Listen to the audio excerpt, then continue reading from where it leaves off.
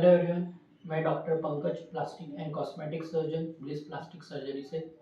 आज के वीडियो में हम बात करेंगे एक ऐसी समस्या के बारे में जो काफ़ी कॉमन है, जो लाखों लोगों में पाई जाती है। उस कंडीशन का नाम है गायनेकोमेस्टिया। गायनेकोमेस्टिया होता क्या है? जब पुरुषों में स्त्री जैसे स्तन डेवलप हो जाते हैं, उसे हम मैन बूब्स भी कहते हैं।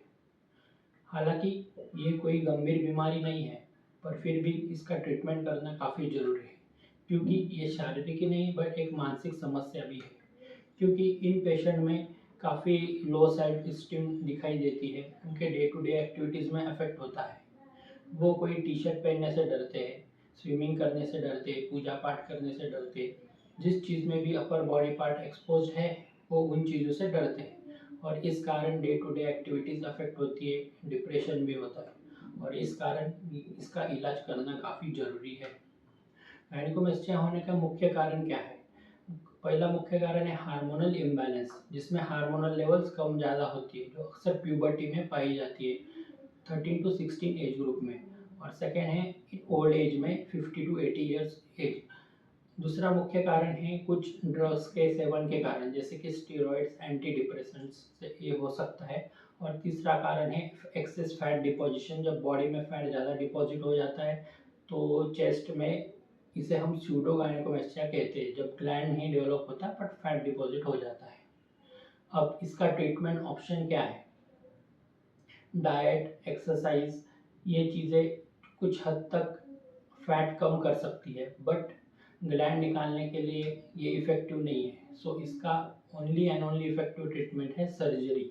सो हम सर्जरी में क्या करते हैं? हम लाइपोसक्शन करते हैं, जिससे कि जो फैट है वो पूरा सक कर देते हैं और उसके बाद में हम एक छोटा सा कट देके जो ग्लैंड है वो ग्लैंड निकाल लेते हैं, जिससे कि चेस्ट पूरी फ्लैट हो जाता है। सो ये एक बेसिक प्रोसीजर है, जो एक डे केयर प्रोसीजर है। जनरल एनेस्थीसिया में अक्सर किया जाता है और सुबह में ऑपरेट करके शाम को पेशेंट को हम डिस्चार्ज कर सकते हैं। ये है ऑपरेशन के बारे में।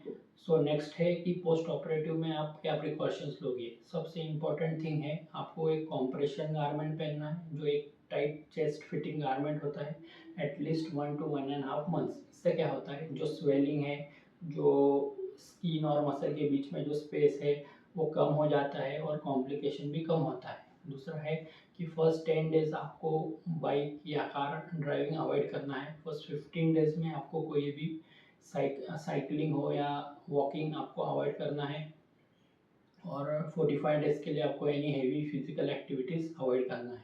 सो ये एक बेसिक प्रिकॉशंस आपको फॉलो करने हैं, जिससे कि कॉम्प्लिकेशंस कम से कम हो सके। इस प्रोसीजर्स में कॉम्प्लिकेशन क्या है? सबसे इम्पोर्टेंट कॉम्प्लिकेशन है हीमेटोमा, मतलब कि ब्लड कैविटी में कलेक्ट हो जाता है, जिससे हम with in 24 hours easily treat कर सकते हैं। दूसरा है सीरोमा। सीरोमा मतलब फ्लूइड है जो मसल और स्किन के बीच में जमा हो जाता है। ये काफ़ी रेयर है और अगर हो भी जाए तो हम उसे इजीली ट्रीट कर सकते हैं। इन्फेक्शन, स्कारिंग, ये सब रेयर कॉम्प्लिकेशंस है। अक्सर पाया जाता है कि गायनेकोमेस्टिया पेशेंट डॉक्टर को दिखाने से डरते हैं और इस कारण उन अवेयरनेस करना ज़रूरी है, क्योंकि ये बहुत इजीली ट्रीटेबल है, जो आपका सेल्फ कॉन्फिडेंस इमेंसली बढ़ा देगा and that will help you in day to day activities.